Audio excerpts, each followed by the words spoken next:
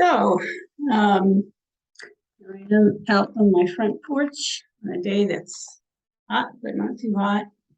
I haven't posted a video in a couple of weeks. My name is Jerry Massey, and I spent 13 years documenting clergy sex abuse of children, which really broke my health down. And the latest news is that I have a mass on my liver.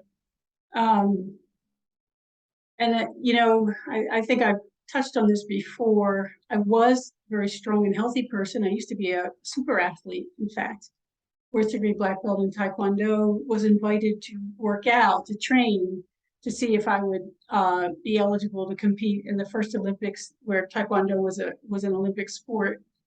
And now, older, sicker, weaker. Uh, Documenting clergy sex abuse of children and fundamentalism was probably a prime factor in my health breaking down. Totally worth it. The most important thing I ever did in my life. Probably more important than what a lot of the people around me in fundamentalism will ever do with their lives. They just sit in pews, check their hemlines, check their hair length, go soul winning for the church, which I think most of us realize is a pretty useless exercise. That you're not really winning souls for Jesus. You're just getting people to repeat a prayer. So it was so important to me. What has really broken my heart is that it was so hard on me that I can't do it anymore. I'm really sad about that. There was 13 years of my life where I felt I was like hand in glove with Jesus Christ, and the Lord Jesus and I were just going to go out there and we're going to fix this.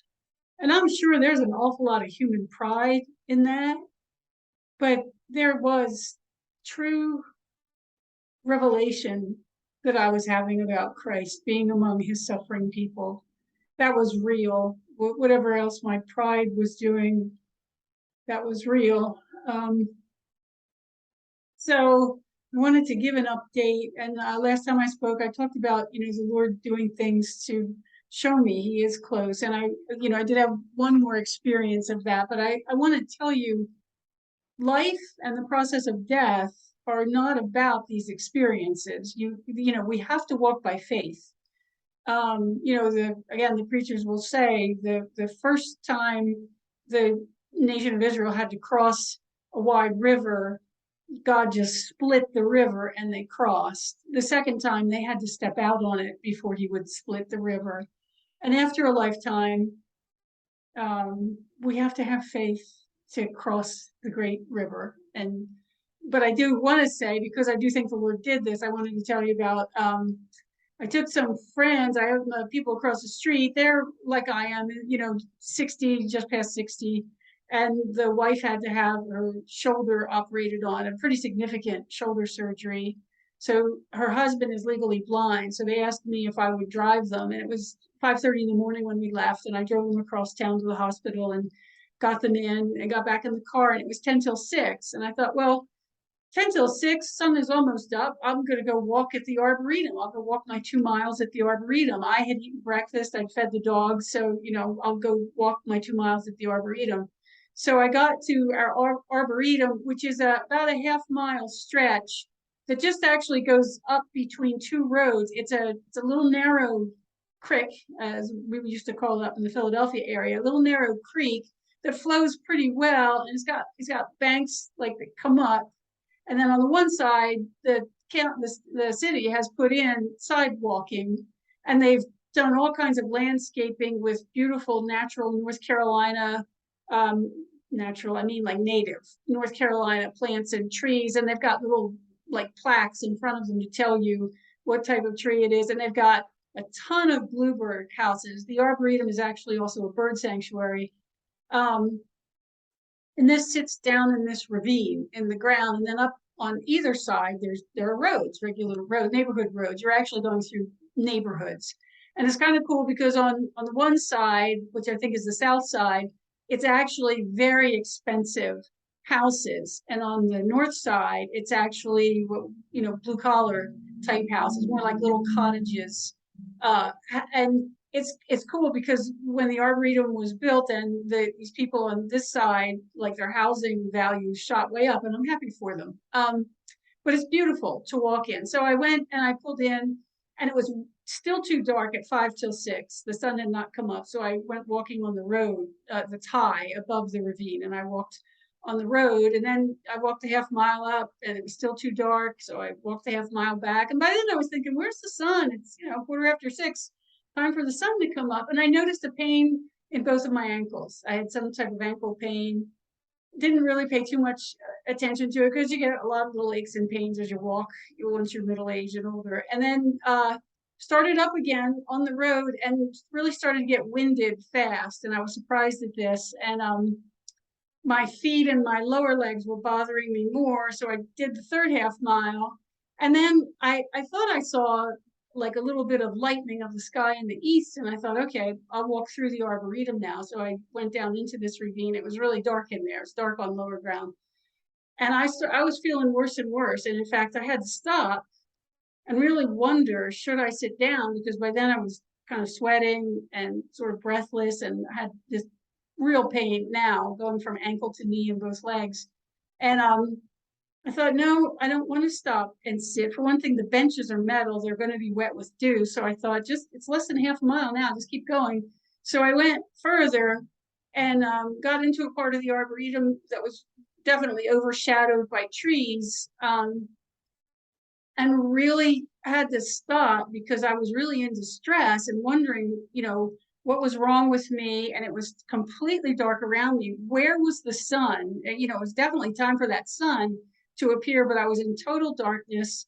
And then out of the darkness, up from the water, this huge white bird, which I think was a heron, came up like right next to me, down in the water, and flew like to me and then up where I would be walking. And it was just an incredible thing to see.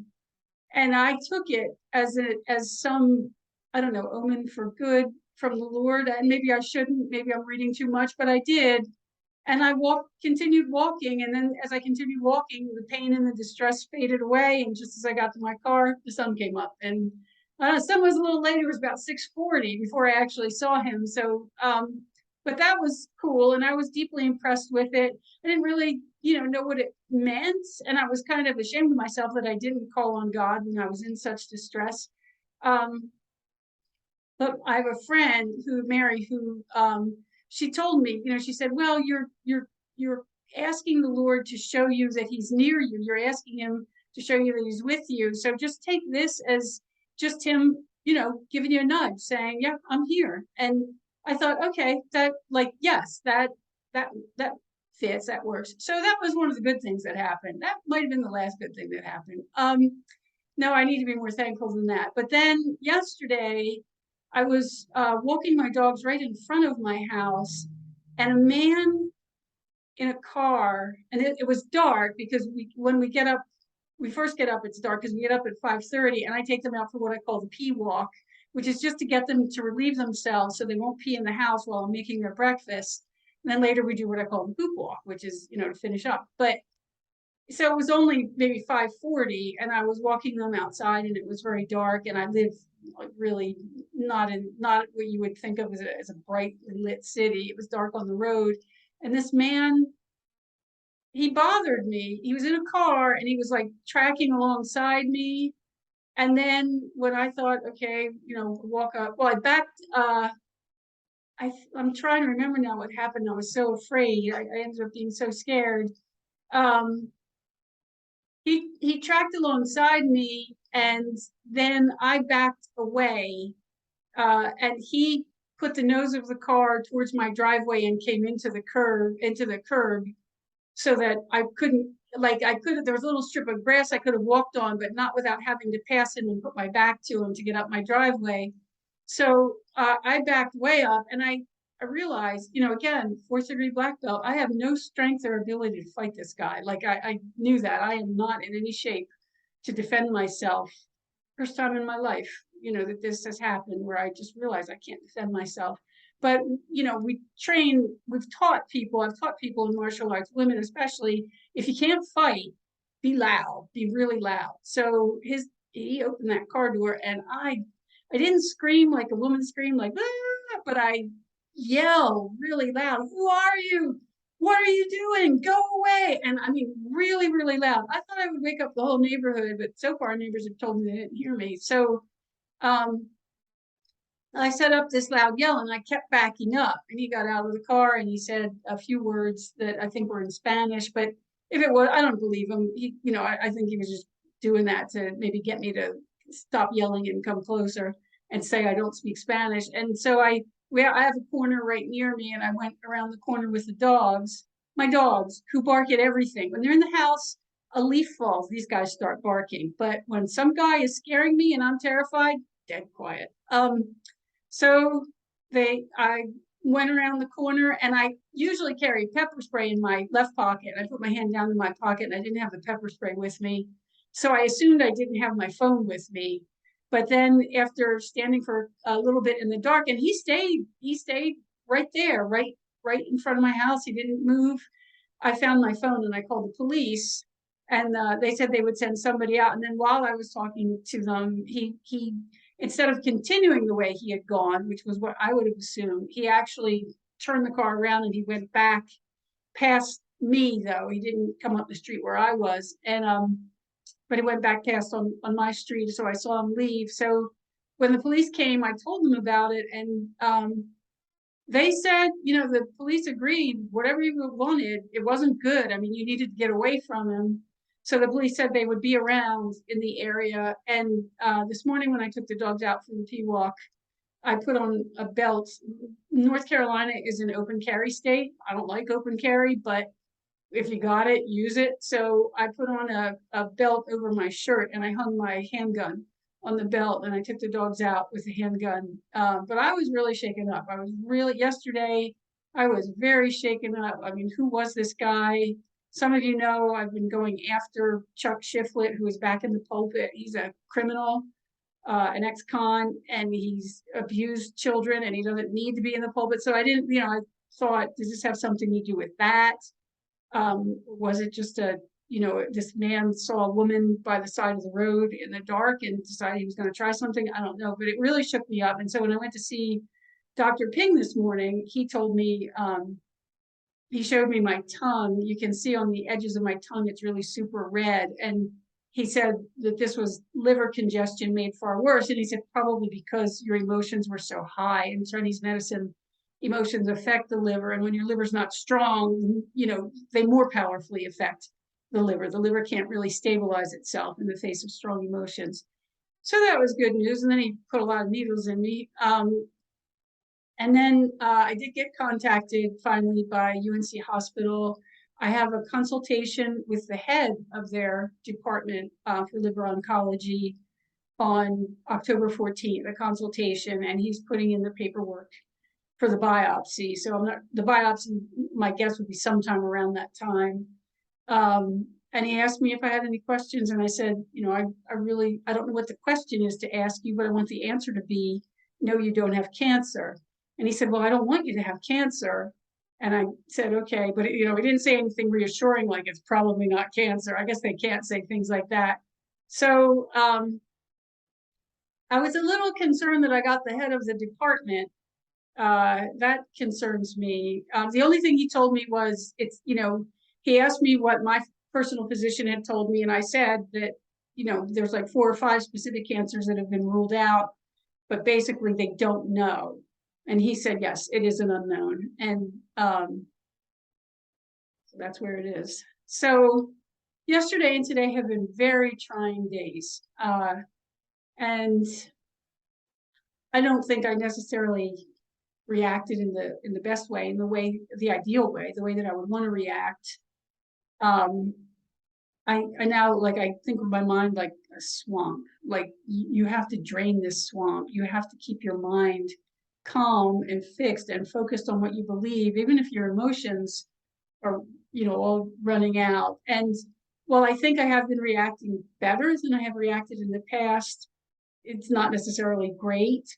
And today, talking to the oncologist, I started sweating. I was so afraid. And, and I'm, again, my friend Mary, is very reassuring and very practical.